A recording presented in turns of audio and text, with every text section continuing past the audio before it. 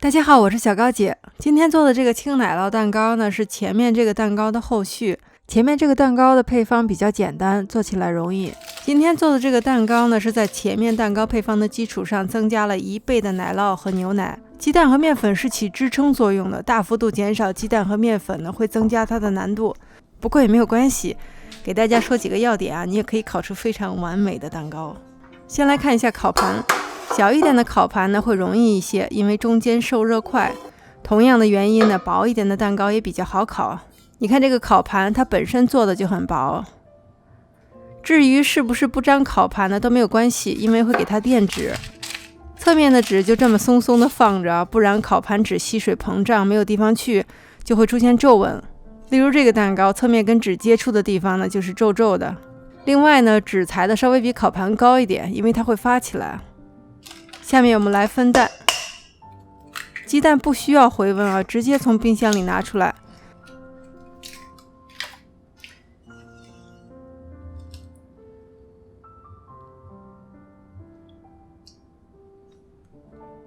分好之后呢，蛋清再回到冰箱里冷藏。烧一锅热水，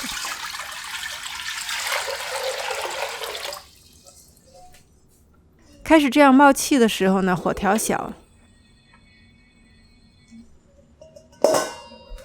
牛奶、奶油、奶酪和黄油，冰箱里直接拿出来就可以用，慢慢融化。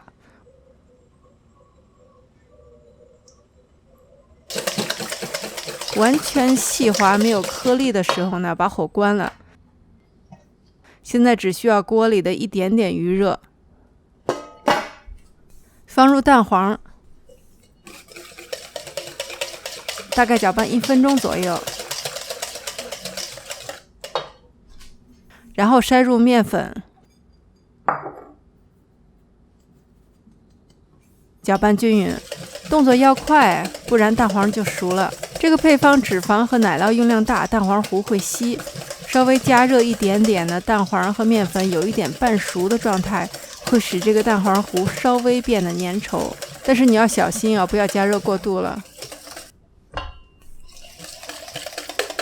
蛋黄糊是这个稀稠程度。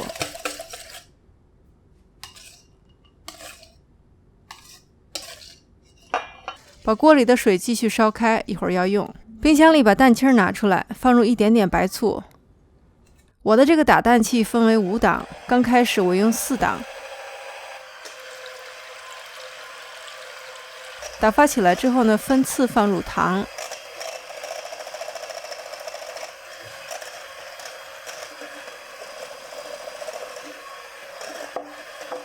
糖全部放进去之后呢，我降低速度转到3档来打，这样可以打出非常细腻的蛋白霜，打到湿性发泡，像这样就行了。全程一共打了6分钟，打的过程呢，蛋清也就回温了。另外一个蛋糕全程用高速打发，粗糙的蛋白霜呢，导致最后的面糊也非常的粗糙，烤出来的蛋糕表面凹凸不平，而且上色也不够均匀。分3次把蛋白霜倒入蛋黄糊中，翻拌法搅拌。蛋黄糊和蛋白霜的浓稠程度差不多呢，很容易搅拌均匀，不会小跑。搅拌好之后呢，慢慢的倒入烤盘中。你看这个面糊的状态哦，细腻光滑，蛋糕还没有烤，但是你看到这样的面糊，心里就有数了，应该是8、9不离十。不需要正烤盘，抹平就可以了。气泡在低温烤的过程中呢，会自己跑出来。刚才烧开的那一锅水啊，放入到预热好的烤箱最底层，120摄氏度或者是250华氏度烤60分钟。60分钟之后呢，蛋糕大概长高了1倍。这个时候呢，蛋糕里面已经熟了，我们用烤制功能给它上色，烤出来是这个样子的，表面光滑平整，没有一点点开裂啊，而且颜色均匀一致，非常漂亮。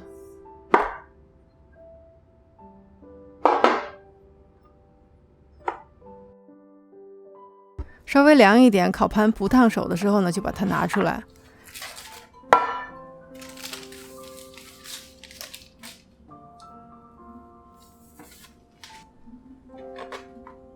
热的时候呢，奶酪和黄油都是液态，蛋糕会非常的软，它还可以这样晃动。凉了之后呢，放到冰箱里冷却2到3个小时，奶酪和黄油凝固之后呢，你可以更好的品尝蛋糕的味道。我这个蛋糕在冰箱里放了1晚上，掰开看一下内部结构，非常悦耳的沙沙声啊。至于味道嘛，相信你看着画面也可以感受到它的美味。